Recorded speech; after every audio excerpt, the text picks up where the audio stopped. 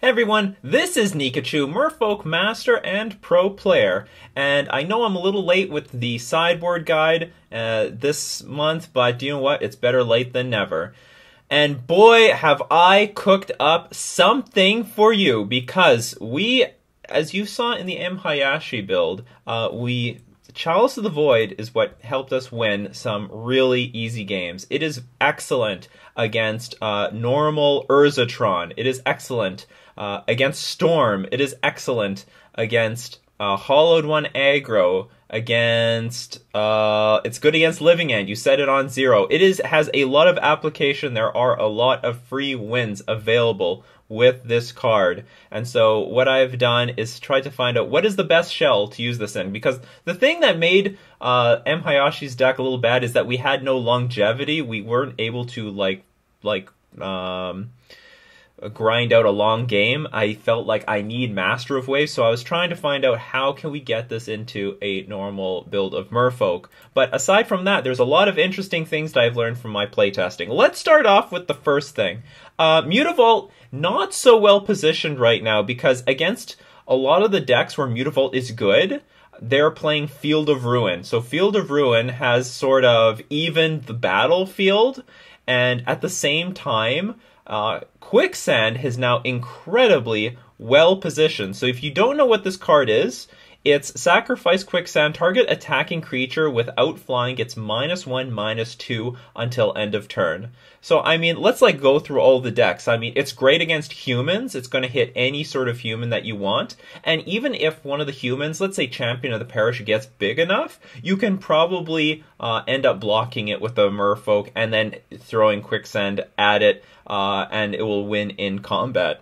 It's going to be excellent against Affinity. You can hit Etched Champion with this thing. It will just kill it because it's a colorless source. Think of, what's it called? Signal Pest. Signal Pest can't be blocked by any creatures that don't have flying, but it does not actually have flying itself. And if Signal Pest wants to get its trigger, then it's going to have to attack in order to enable all the other attacking creatures. So that's where Quicksand is also going to hit again.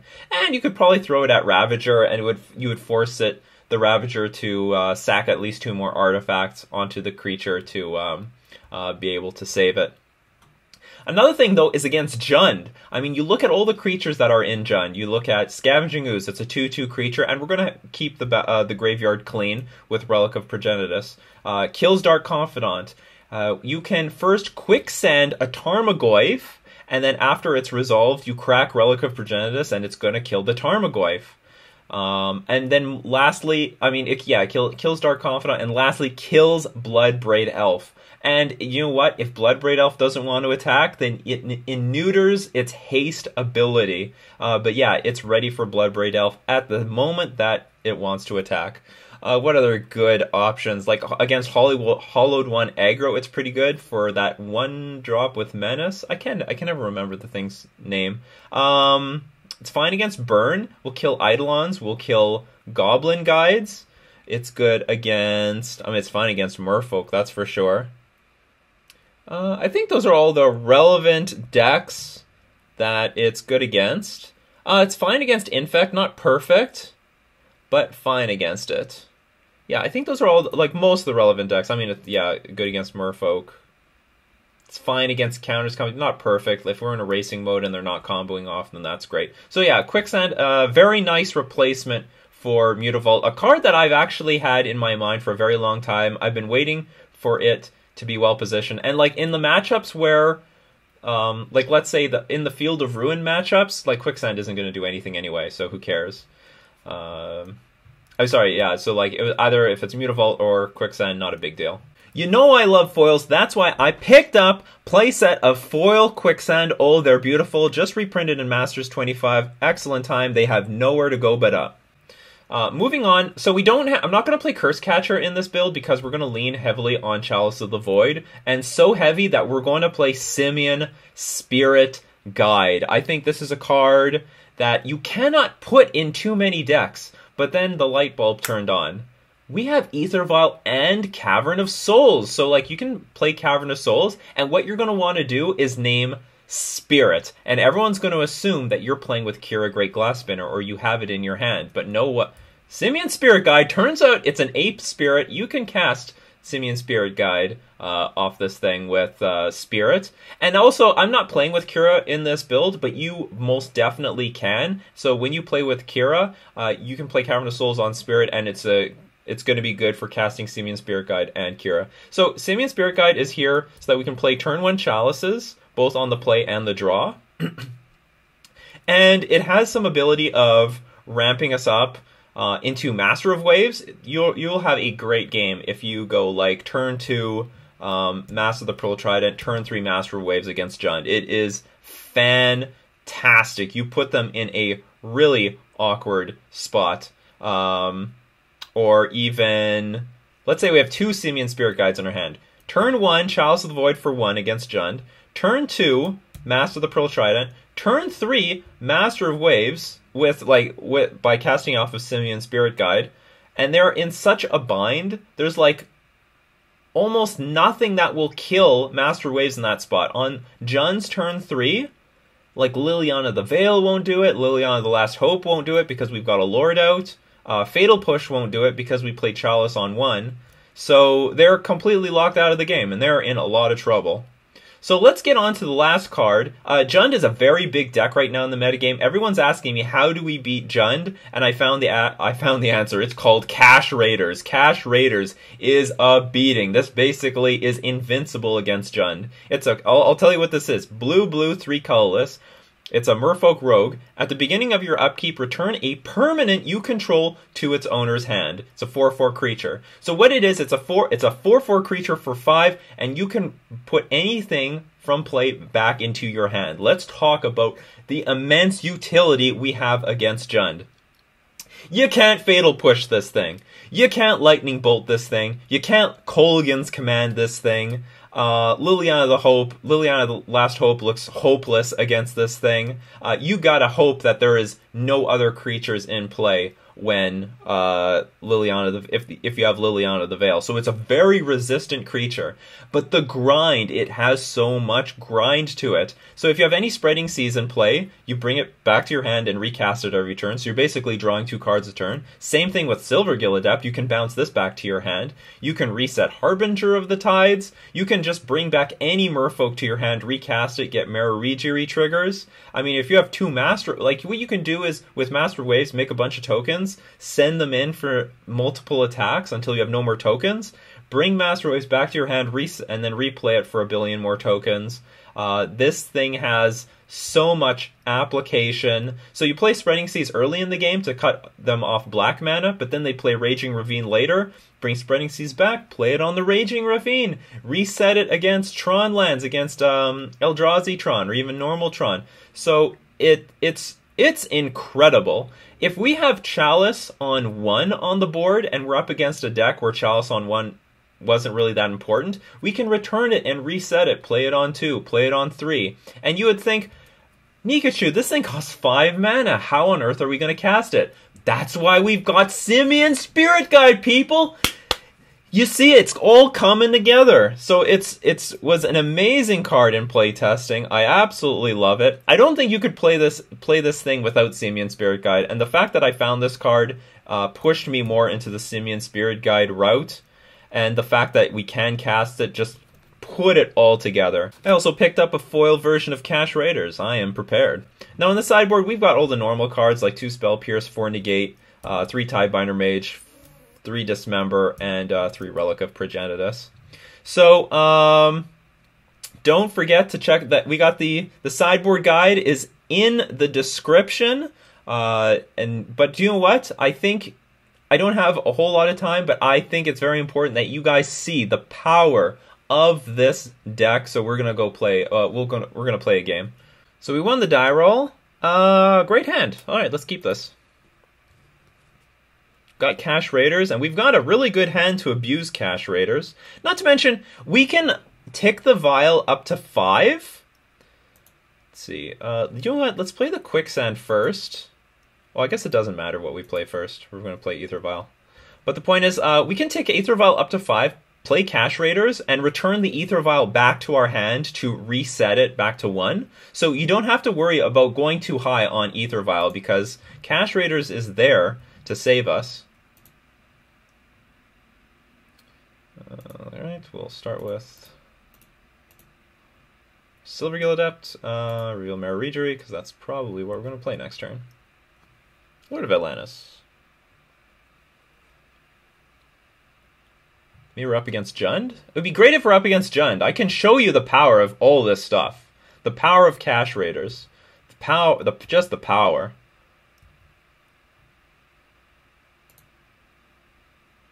Now, I'm sort of in a pickle because I would like to hold up...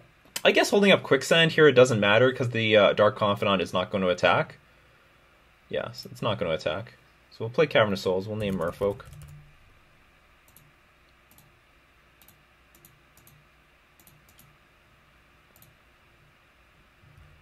And we'll attack for 3. If they block, we'll play a Lord. They don't block. So I guess this is a sign that we're going to play the other Lord. Get in for maximum damage. Lightning Bolt was found. Very likely that they'll bolt the Mara Regery. And that's an interesting thing. They're going to bolt the Mara Regery, but what they don't know is that we've got Cash Raiders. And Cash Raiders, what it really wants are things like Silvergill Adept on the board, so we can keep recycling this stuff over and over again. And with Ether Vial on 2, oh, that is going to be just back-breaking. Oh, they killed our Lord of Atlantis. Okay, well, I mean, whatever. Maybe they plan on killing the Mara Regery anyway.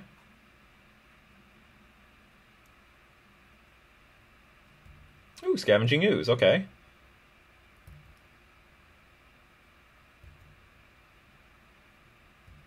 I think we'll keep this on 2 because it looks like we're doing pretty well on drawing lands, so Cash Raiders is just going... Ooh! Chalice of the Void. Because we could throw this on 2. That will shut off a lot of cards in their deck. And we have Cavern of Souls and Ether Vial. So I don't think we're losing a whole lot here.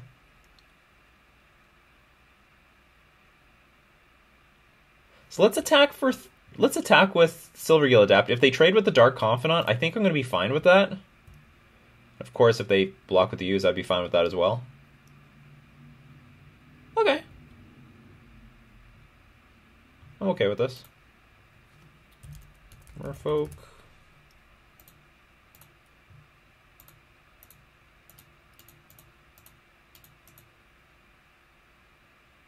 So we have Chalice on 2. This at least hits Scavenging Ooze, Dark Confidant, Tarmogoyf, Terminate. A pretty decent chunk of cards in the deck. They found a Verdant Catacombs. Liliana of the Veil, okay.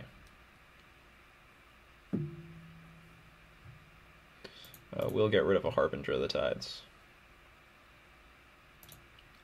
Oh no, I threw away my Silvergill Adept. That's actually a bit problematic. Because now we don't have anything really to bring back to our hand with Cash Raiders.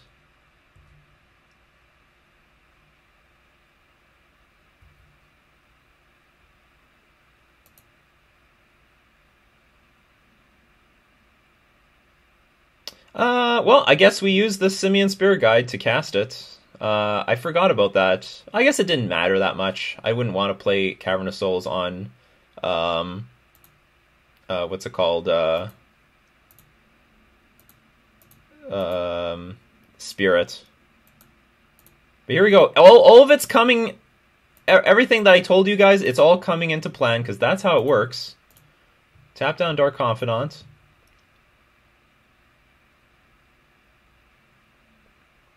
Kill the, do we have to kill the Liliana? We could keep it.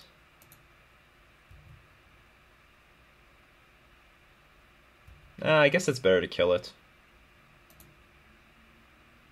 The thing is, if it ticks up, who cares? Our opponent will be losing cards. I'm going to attack our opponent. I'm going to leave the Liliana on the board. I don't think it actually helps our opponent. I think it hurts our opponent. Okay, there's a lightning bolt.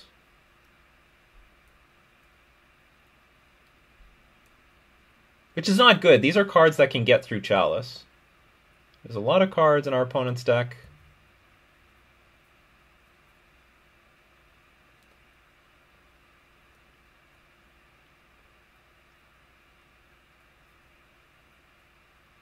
Oh, damn it! Why? Why do they have to have Maelstrom Pulse? That's so annoying. So they get to keep the Liliana on the board.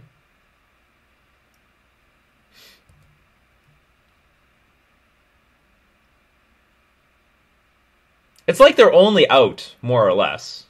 I mean, I guess they could bolt the, well, not in that turn, but they could bolt the Mararigiri and kill, and then Edict with Liliana. Okay, pass. Dark Confidant can still kill itself.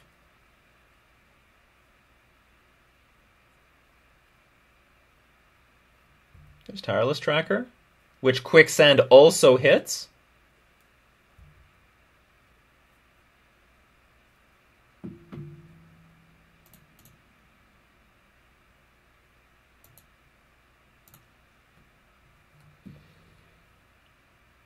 It will only be sad if we draw, what's it called, It will be a problem if we draw Spreading Seas, because that gets turned off. I think that's the only relevant card that gets shut off by Chalice of the Void at this moment. Or a Chalice on 1.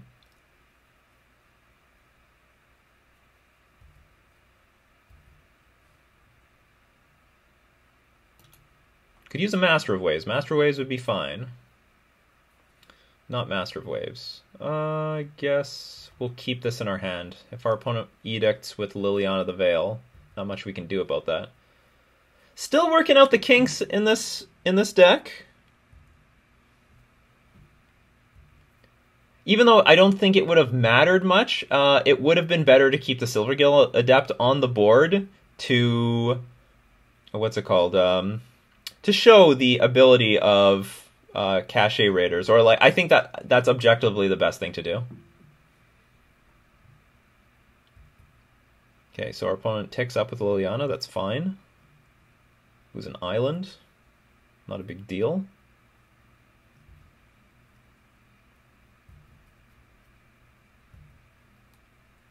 It's like we're getting super ground out here. We can still win. They could, like, I don't know, draw. Oh no! What I could have done was blocked with Lord of Atlantis and Quicksanded it. I don't think it's a very good exchange right now. Maybe we can draw a second Quicksand and then hit it twice. Well, there's Master of Waves. That's what we definitely wanted to see. Alright, so let's get Master of Waves in play. Hopefully that's a big deal.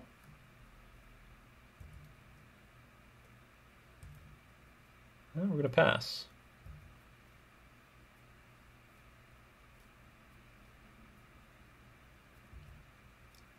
Our opponent is drawing a lot of cards. The problem when our opponent is drawing too many cards is that at some point they can just opt to kill their own Dark Confidant and it won't kill them. But Dark Confidant is finding a lot of lands.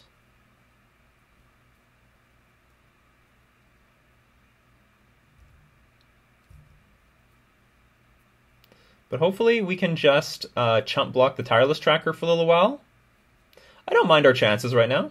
I don't mind our chances.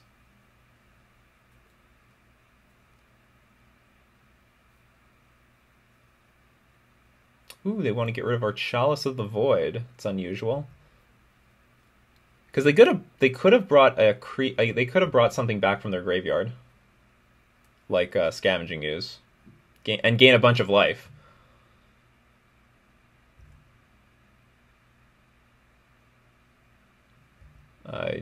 I will not block this thing. Your Dark Confidant is one of my ways of winning the game. I guess they're doing it so that they can terminate their own Dark Confidant at the right moment.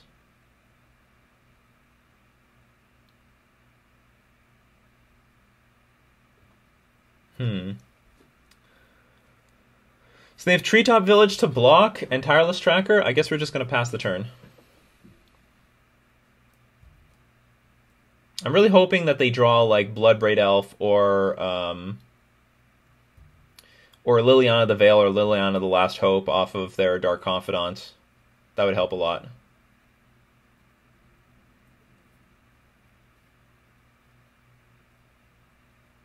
Fatal Push the Master Waves, okay. So now I'm really dependent on this Dark Confidant killing them.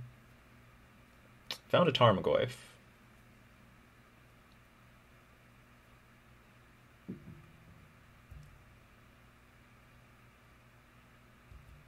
Oops. That's not good. I okay, I'm dead. Let's go to the next game. So we're going to want to bring in all the relics. We'll bring in the Tidebinder Mages. We'll bring in the Dismembers. And I believe, well, because we're going to be taking out Simeon's Spirit Guide. We're going to be taking out Aether Vial. And we're also going to be taking out Chalice of the Void. Chalice of the Void is not that impressive. And so we need to bring in 3 more cards. We're going to bring in, we can bring in some Spell Pierces and some Negates. And this is fine. Cash Raiders gets a little bit more expensive, but you know what? The games go long, so it's not a big deal. And we have to take out, after we take out Aether Vial, you have to take out Simeon's Spirit Guide, then it's just pretty useless.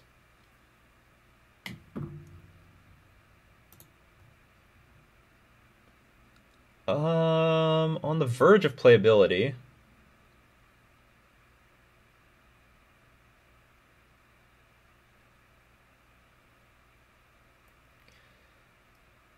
Do you know what? I'm going to mulligan this on the play. We actually can't cast anything, so let's mulligan. It's close, though. We have to mulligan this. Okay, we'll keep this.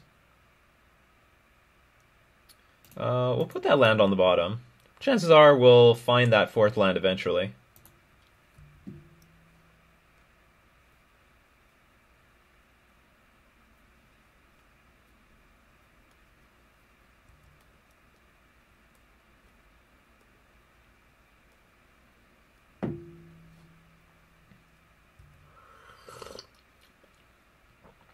That's another thing. Inquisition, it can touch Tidebinder. It can touch Tidebinder Mage, but it's not going to touch Cash Raiders. Cash Raiders is off limits. Probably should have played Cavern of Souls because that's a card that they knew about. They didn't know about the island. Okay, there's Dark Confidant. We got the Quicksand. They are not obligated to attack with the Dark Confidant. Well, I guess we have to play Mara Rejury now.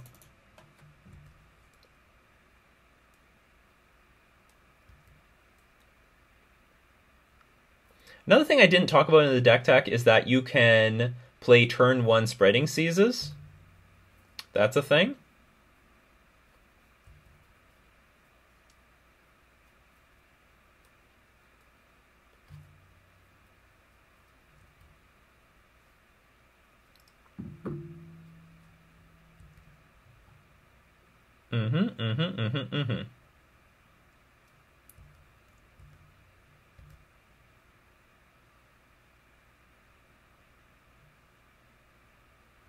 Oh, and there's Cash Raiders.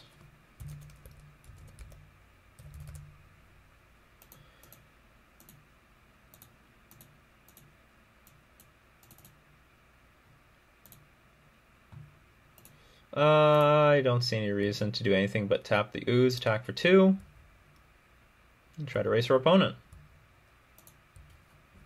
And here's the thing, we can attack with all the tokens, play Cash Raiders, next turn bounce Master of Waste to our hand, replay it. Like nothing happened. And we would get more devotion too. So our opponent revealed Kolaghan's Command with Dark Confidant, so our Cash Raiders is in trouble.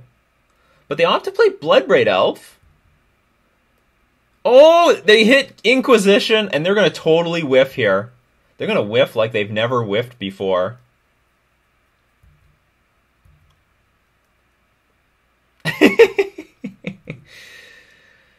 Surprise!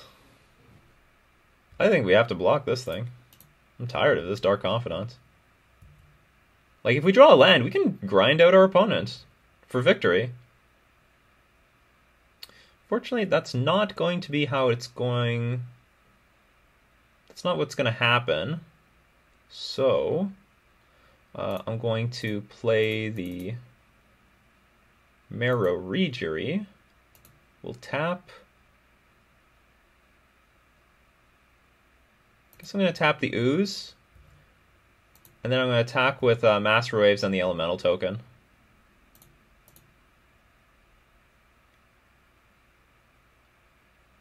Yeah, because it's a bad block for the Bloodbraid Elf. But they're going to make that block. They're going to take 4. So Kolaghan's Command now can take the Cash Raiders in our hand, but it can't kill any creatures on the board. There's another Bloodbraid Elf. Tireless Tracker. They're in a precarious position. I mean, if we draw a land, we're going to get 2 tap triggers with these Merfolk.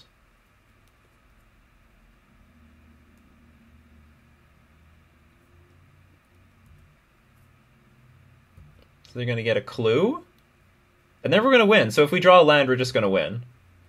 Like, what kind of brick can we draw? What kind of brick? It's either going to be like a creature or a land. And there's a creature.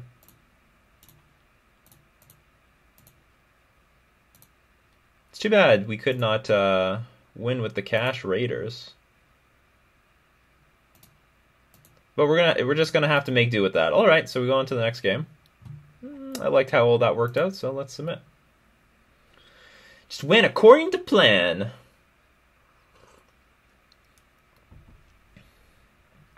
Good job, Quicksand. Good job. So we have a lot of Quicksands here. Yeah, I guess we're gonna keep this. We have a Silvergill Adapt, we have Relic, we have Spreading Seas. Just don't feel like this is a hand I want to throw away. And we have a billion Quicksands. And our opponent is trying to save time by fetching early. Impatient. Our opponent is very impatient.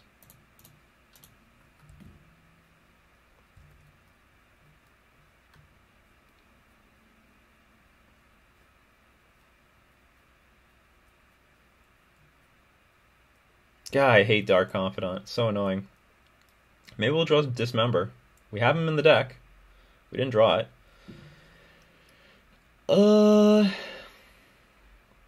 don't really feel like holding up Quicksand right now. I do feel, though, like hitting our opponent's mana. Yeah, let's hit our opponent's mana.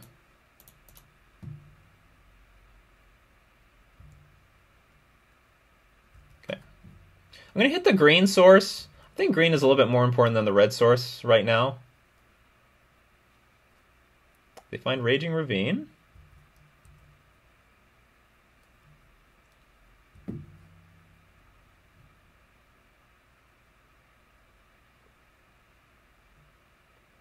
Choose Spell Pierce. That's not bad. Okay, so we can play Cavern of Souls, Merfolk.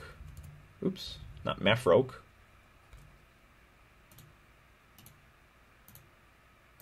And we have the ability to protect our creatures with the Spell Pierce.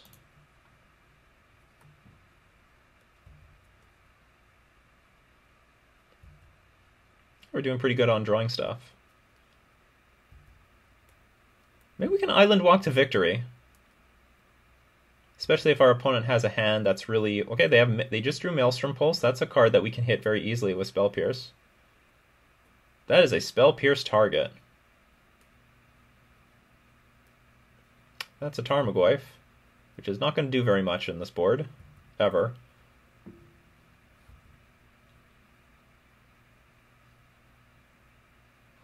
Let's start with playing Merfolk. Oops.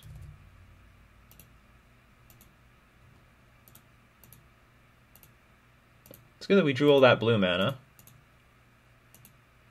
In Quicksand, now we have the combo of Quicksand and Relic of Progenitus. Should I do something now? If I attack, I have Spell Pierce, but then we're vulnerable to Maelstrom Pulse in the future. Do you know, I'm not going to do anything. I probably should not attack. If they play Lightning Bolt, I just want the thing to die. I don't think it'll be that big of a deal. I'm gonna try to set up a turn where I can play Master of Waves and protect it against Maelstrom Pulse. Tarmogoyf revealed. Although I guess it's going to be out of range soon. That could be a problem. Maybe I should try to counter the very first thing that I can. Oh, if this is going to be Kolaghan's Command, I'm totally going to Spell Pierce this. Yeah. No, that's not happening. Sorry. Hell no. That's right, you can't attack. Quicksand will make quick work of you.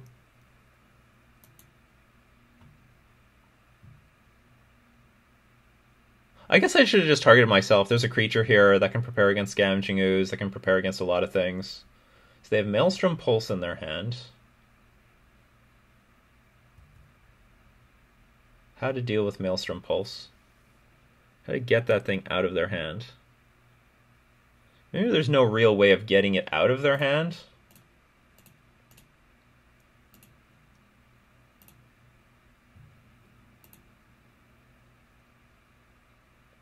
So let's just attack for 3. Let's hope that they use the Maelstrom Pulse on one of the creatures on the board, or maybe the Relic of Progenitus. We got double Quicksand, people! That nothing is attacking through this now. Just not going to happen. They found another Dark Confidant. It's getting darker and darker for our Drund opponents.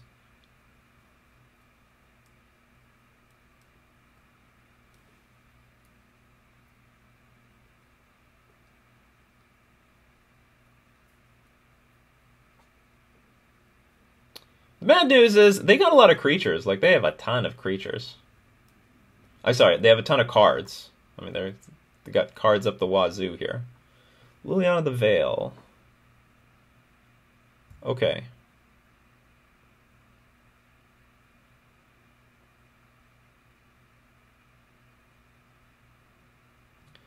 I guess that creature that I'm sacrificing will be the Silvergill Adept.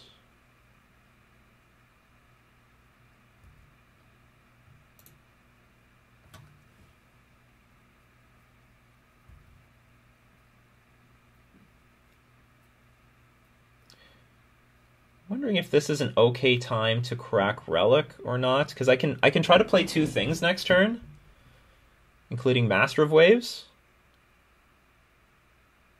Yeah, let's do that.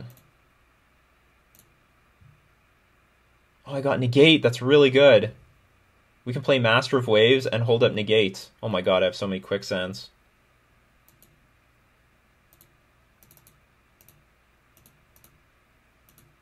Remember to tap your Cavern of Souls instead of your islands, strictly for, what's it called? Specifically for Choke.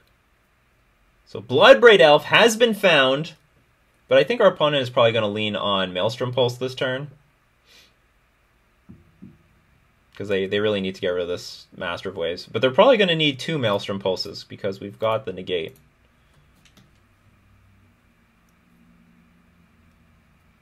And they just played a land, so they can't play Fatal Push. Or I guess they could kill their Dark Confidant and then play Fatal Push. Oh, they do have a second Maelstrom Pulse. Okay.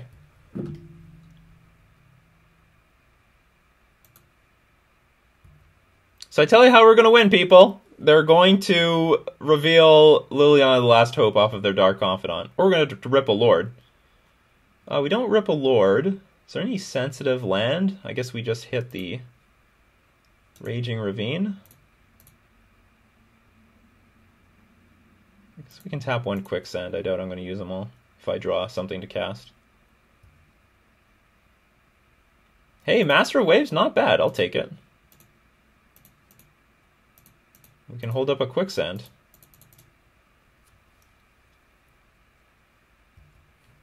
So the pressure is still on.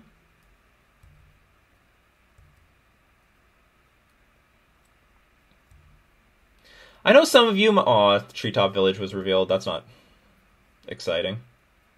So the sad thing here is our opponent can sack Liliana the Veil to activate Fatal Push on our Master of Waves. They've got a Dark Confidant in their hand. What else do they have?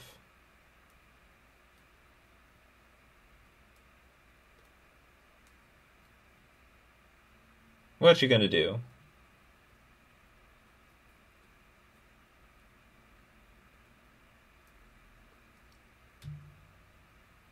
Bloodbraid Elf?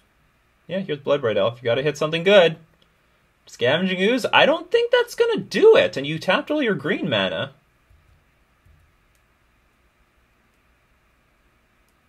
Or maybe it's gonna be close, but you're at 3 life. 1 black up. Sack Liliana. I get rid of an elemental. And we win! Yeah, we win it!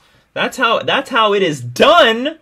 And it's very good to see that because, you know, I don't think I mentioned this in the deck tech, but the deck is not perfectly positioned game 1 against Jund, but as you see, after we sideboard, we have more than enough game anyway. So yeah, you go check out that sideboard guide in the description below. You don't want to miss it. This is the deck that is going to take on all the Star City game events, all the Grand Prix.